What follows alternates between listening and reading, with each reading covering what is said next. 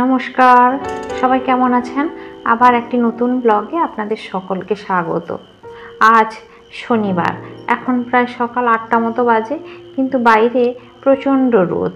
আসলে টানা কয়েকদিন বৃষ্টি হয়েছে, তেমনি আজকে ঝলমলে রৌদ্রকরজ্জ্বল আবহাওয়া দিয়েছে, যাকে ভালোই হয়েছে। বন্যা দুর্গতদের কাছে একটু হলেও তাদের স্বস্তি মিলবে, জলটা হয়তো একটু হলেও নামবে। যাকে আমি বসে গেছি মশলাপাতি ঢালতে। আসলে আজকে ভেবেছি রোদ হয়েছে, কৌটোগুলো পরিষ্কার করব। কৌটোগুলো দুর্গাপুজোর সময় হলে পরিষ্কার করি, কিন্তু দুর্গাপুজো তো প্রায় কাছেই চলে এলো, তাই সব মশলা কৌটোগুলো আজকে ধুয়ে পরিষ্কার করব।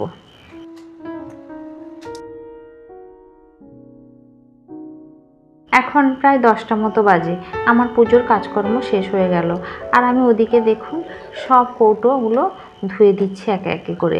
আজকে আসলে বেশি কিছু রান্নাবান্না করব না, আলু ভাজবো আর মাছের টক করে ফেলবো।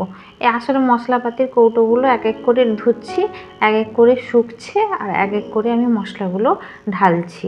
এগুলো একটা বাড়তি ঝামেলার কাজ, এগুলো প্রায় 15 দিন এবং 1 মাসে আমাকে করতে হয়। কেননা মাসকাবারি বাজার এনে স্টকে রেখে দিই, তারপরে এক এক করে কৌটোগুলো ধুয়ে এরকম ঢালতে থাকি। আর যেদিন এসব কাজ করতে থাকি সেদিন আমার খুব ঝামেলা থাকে।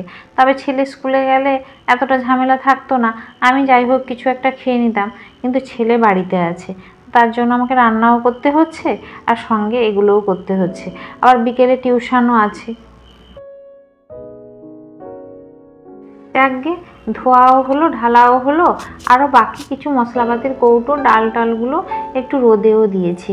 চালের গুঁড়োটা রোদে দিয়ে তুলে রেখেছি, আর বাকি আচার, তেঁতুল, ওই ডালগুলো এগুলোও রোদ খাইয়ে নিচ্ছি। আসলে বৃষ্টি কয়েকদিন হয়েছিল তো, বৃষ্টির পরে এগুলো একটু রোদ খাইয়ে নিলে জিনিসগুলো খুব ভালো থাকে। যাকগে, আজকে ঝলমলে আবহাওয়া দেখে খুব ভালোও লাগছে। গরম একটু লাগলে কি হবে, খুব ভালো লাগছে। টানা যা বৃষ্টি হয়েছে।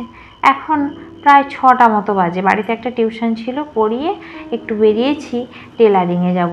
নতুন জামাটা ছিল, সেই নতুন জামাটা একটু টেলারে দিব বলে বেরিয়েছি। তাহলে ছেলের আর হাজব্যান্ডেরটা আগে টেলারিংয়ে দিয়ে এসেছিলাম, আমারটা একটু পরে যাচ্ছে। আর মার্কেটিং আমাদের সারা বছরই হতে থাকে, তাই পুজোতে একটা কিনতে হবে, কেনা হয়েছে। আসলে পুজো তো এসে গেল, নতুন জামা কাপড়টা সেলাই করতে না দিলে পুজোর সময় আর করতে পারবো না। যাকগে, আজকের মতো ব্লগটা এখানেই শেষ করছি। ভালো থাকবেন, সুস্থ থাকবেন। আপনাদের কাদের কাদের পুজোর জামা কাপড় কেনাকাটা হয়ে গেছে অবশ্যই কমেন্ট করে জানাবেন। নমস্কার, শুভরাত্রি।